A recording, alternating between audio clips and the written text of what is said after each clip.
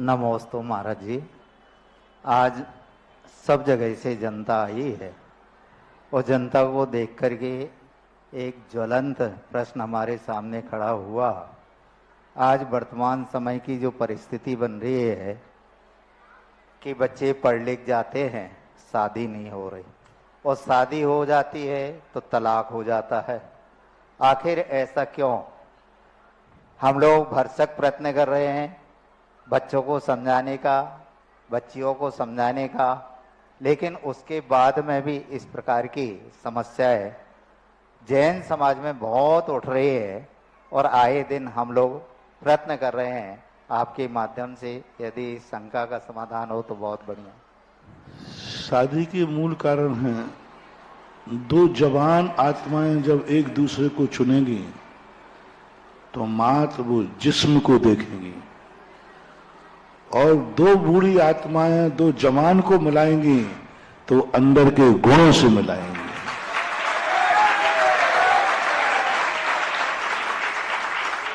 लड़का बच्चे बच्ची दोनों यंग है कि नहीं? दोनों यंगों की पसंद चमड़ी होगी, जिस्म होगा, शरीर होगा, जो भी आप जानते हैं। और दो बूढ़े जब किसी जवानों को देखने जाएंगे तो जिस्म को नहीं देखेंगे, वो दृष्टि को देखेंगे, वो उसके आचार विचार देखेंगे, वो उससे पूछेंगे कि भक्तांबर का 10वां श्लोक बोलिए, और जवान पूछेगा फलानी पिक्चर का गाना बोलिए। पूछेगा वो तुम्हें कौन सा हीरो पसंद है। लड़की पूछ रही है, लड़का पूछ रहा है लड़की से तुम्हें कौन सा हीरो पसंद है। अब उस मूर्ख को ये पता नहीं है कि इसको दूसरा हीरो पसंद है तो तू क्या करेगा।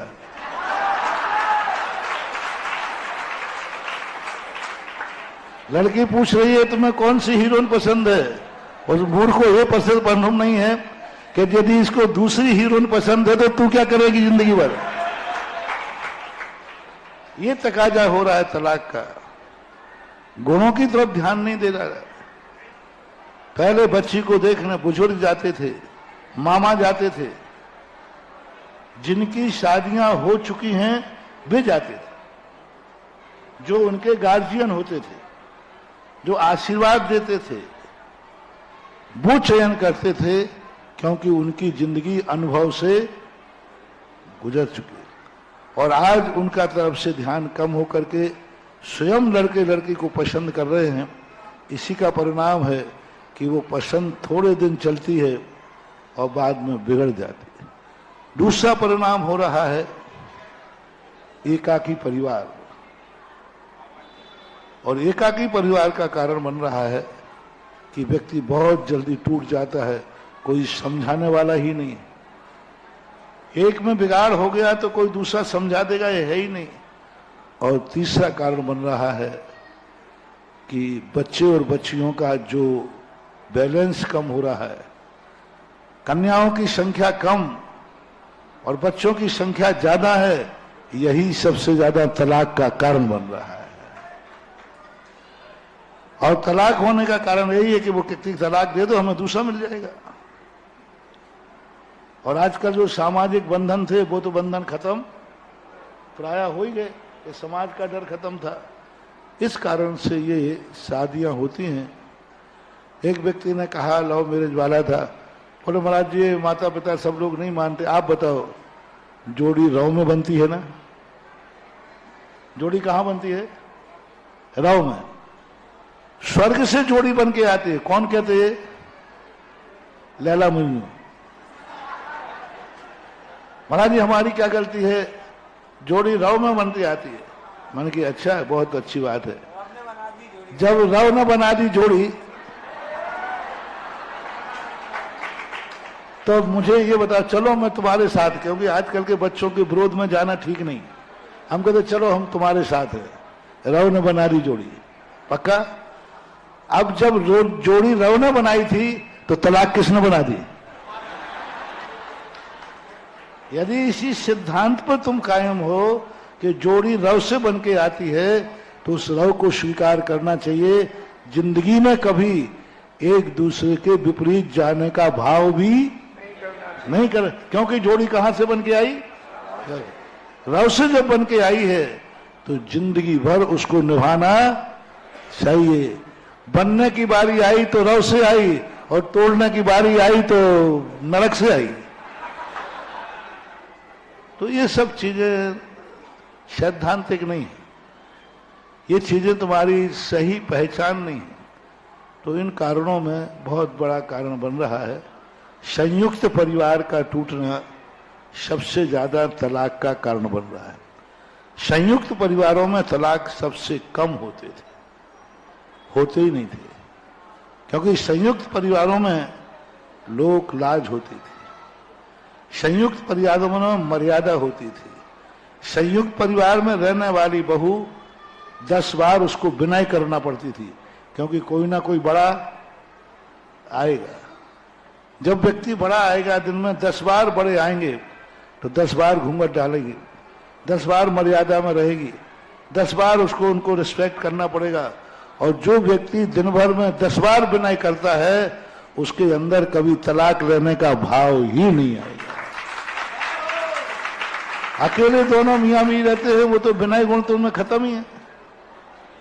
दो मित्र जाकर के पति पत्नी बने हैं तो पति पत्नी बनने के बाद वो मित्र ही रहते हैं, और मित्र की भाषा तो तू तलाक की होती है। मित्र की भाषा और पति पत्नी की भाषा, अरे सुनिए, पति पत्नी वो रहते थे, जिंदगी भर दोनों एक दूसरे के नाम नहीं लेते थे। यदि पति का नाम यदि महावीर है तो उससे पूछा जाए, बोलो 24 में भगवान का नाम क्या है? बोलो जो पप्पू के पापा का नाम है। कुछ गलत तो नहीं बोला है? वो इतनी मर्यादा थी, और आज तुम एक दूसरे से किस तरीके से नाम लेते हो। तू शब्द का प्रयोग करने लगे आजकल महिलाएं अपने पति के लिए, और जहां तू तलाक होगा वहां तलाक तो होना ही है। प्रिया जैन लखनऊ दोन से पूछती है, नमोस्तु महाराज जी, आपके द्वारा चक्रवर्ती विवाह की परंपरा जो चलाई गई थी चल रही है, इसी विधि से चल रही है, मगर आजकल इसमें थोड़ा सा लोगों ने परिवर्तन किया है कि भगवान के सामने 7 फेरे लगा लेते हैं और फिर रात्रि में वरमाला आदि डालते हैं, रिसेप्शन आदि करते हैं। तो क्या यह आपके द्वारा बताई हुई विधि में परिवर्तन किया? तो आप इसमें क्या विधि होना चाहिए उसका स्पष्टीकरण करें। नहीं, ये संशोधन मूल गाथाओं में, मूल स्वरूप में कभी संशोधन नहीं होता, मूल चर्या में कभी संशोधन नहीं होता। मूल छेदो न भवति। चक्रवर्ती विवाह की परंपरा यही है, भगवान की साक्षी में जो कार्य हुआ, वरमाला ही भगवान की साक्षी में होगी। कितनी बड़ी शादी है ही नहीं, हमें किसी शादी में शेरवानी नहीं लिखी, किसी शादी में श्रृंगार का रूप नहीं लिखा। शादी का अर्थ होता था एक यज्ञ, एक दीक्षा है तुम्हारी। दोनों लोग शादी के एक दिन पहले शाम को अपने अपने गुरुओं के पास, अपने अपने मंदिर में श्रीफल लेके जाएंगे परिवार के साथ, और शाम को ही शाम का भोजन करके, कल शादी है, आज शाम को कन्या और वर अपने अपने परिवार के साथ मंदिर में गुरु के पास जाएगी, और उस समय वह उपवास ग्रहण करेगी।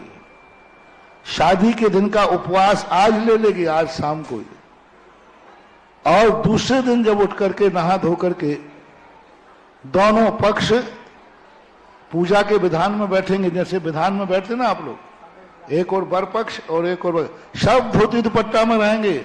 मैं बाराती, मैं रिश्तेदारों के, बारातियों के लिए भी धोती दुपट्टा होगा, रिश्तेदार है उनके लिए धोती दुपट्टा होगा, और दोनों पक्ष बैठकर करेंगे, और यजमान होगा दोनों के जो माता पिता हैं, वे यज्ञ नायक होंगे उस दिन के, यजमान होंगे लड़के के माता पिता और बच्ची के माता पिता दोनों यजमान यज्ञवान करके बालक को सबसे पहले वह बालक भगवान का अभिषेक करेगा और अभिषेक करके उस गंदोतर को अपने मंगेतर और अपने ससुराल पक्ष वालों को देगा और अपने परिवार के पक्ष वालों को देगा और दोनों विधान करके दोनों पंच परमेष्टि विधान करेंगे और विधान करके हवन करेंगे और हवन की जो फेरे लगाएंगे वही 7 फेरे विवाह के माने जाएंगे। हमारे यहाँ फेरों की कोई चर्चा आगम में नहीं है। मां जो यज्ञ विधान किया ना आपने हवन के, वही अग्नि के, वहां अग्नि का परिक्रमा नहीं है, हवन की परिक्रमा है। हवन के 7 फेरे लगा करके और भगवान की साक्षी पूर्वक वह वरमाला एक दूसरे को डाल करके स्वीकार करेंगे।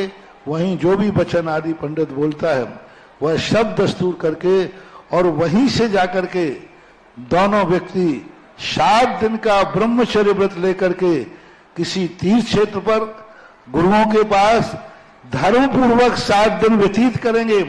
उसके बाद आकर के घर में प्रवेश करेंगे। ये है चक्रवर्ती के विवाह की परंपरा।